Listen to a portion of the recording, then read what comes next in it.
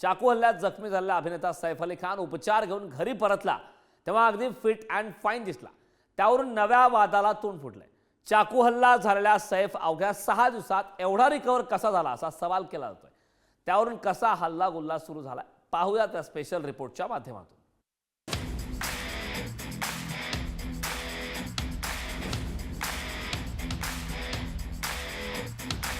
White shirt, blue denim jeans, डोळ्याला काळा goggle आणि खास नवाबी चाल। मीडियाला थम्सअप दाखवत अभिनेता सैफ अली खान आपल्या बिल्डिंग मध्ये शिरला। सैफ अली खानची ही एकदम धासू हिरो स्टाईल एंट्री। चाकू हल्ल्यात रक्तबंबाळ झालेल्या सैफवर वांद्र्याच्या लीलावती रुग्णालयामध्ये 6 दिवस उपचार करण्यात आले।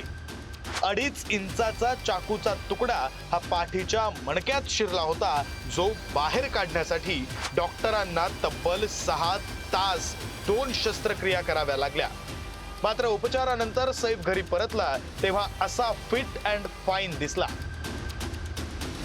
नाही म्हणायला हाताचं बँडेज आणि मानेला असलेली पट्टी ऑपरेशनच्या खाणाखुणा दाखवत होत्या। मात्र सैफच्या याच फिटनेसवरून आता शंका कुशंका घेतल्या जात आहेत।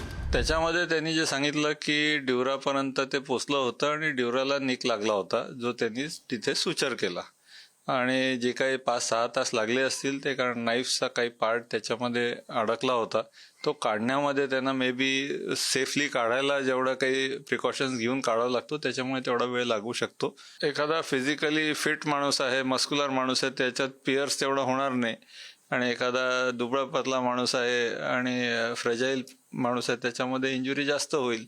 ते सगळे फॅक्टर्स त्याच्यामध्ये येतात।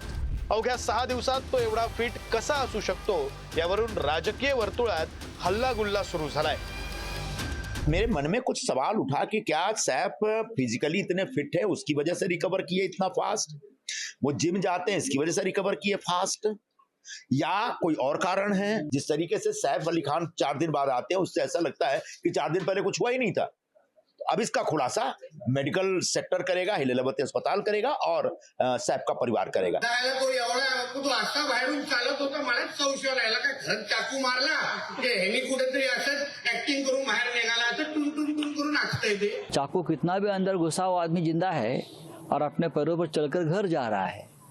ये हमारे लीलावती अस्पताल के डॉक्टरों की एक चमत्कार किया वो लोगों ने, ऐसा लगता है मुझे लगता है कि डॉक्टर की जो उन्होंने ट्रीटमेंट की है, हॉस्पिटल में ट्रीटमेंट की है, उनके ऊपर कोई शंका लेने की आवश्यकता नहीं है। त्यांनी जर काही त्यांच्या मनात असेल तर डिपार्टमेंटला सांगावं।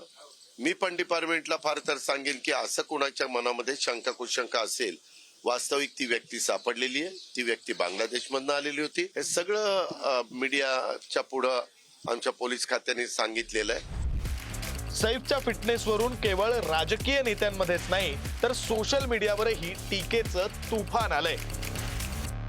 सैफ खरंच चाकू हल्ल्यात जखमी झाला होता का अशी शंका घेण्यापर्यंत काहींनी मजल मारली आहे। तर दुसरीकडे सैफ सारख्या सेलिब्रिटींना आपली हिरोची इमेज जपण्यासाठी असं करावं लागतं असं सिनेमा उद्योगातले जाणकार सांगतायत। अगदी टिपटॉप रूपामध्ये घरी पोहोचला याबद्दल सगळीकडे उलटसुलट प्रतिक्रिया येते, पण तुम्हाला असा एक मनात प्रश्न येत नाही का की आपण घरी जाणार त्यावेळेला तिकडे जो काही मीडिया असणार तो मीडिया आपल्याला संपूर्ण जगभरातील चित्रपट शौकीन आणि त्याचबरोबर इतर लोकांपर्यंत पोहोचवणार आहे।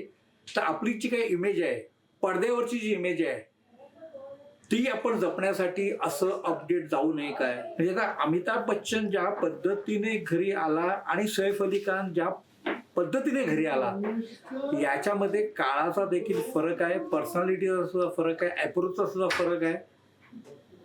पण ह्या निमित्ताने जी काही चर्चा होते त्याकडे बघताना मात्र हा प्रश्न मनात येतोय की आपली स्क्रीन इमेज जपण्यासाठी सैफने असं रूपडं धारण केलं असावं का?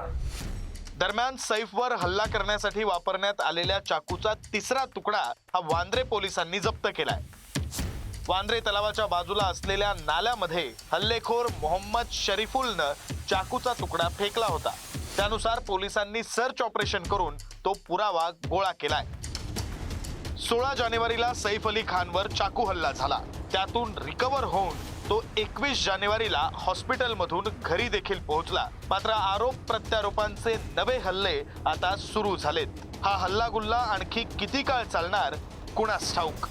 निखिल चव्हाणसह ब्युरो रिपोर्ट, पुढारी न्यूज.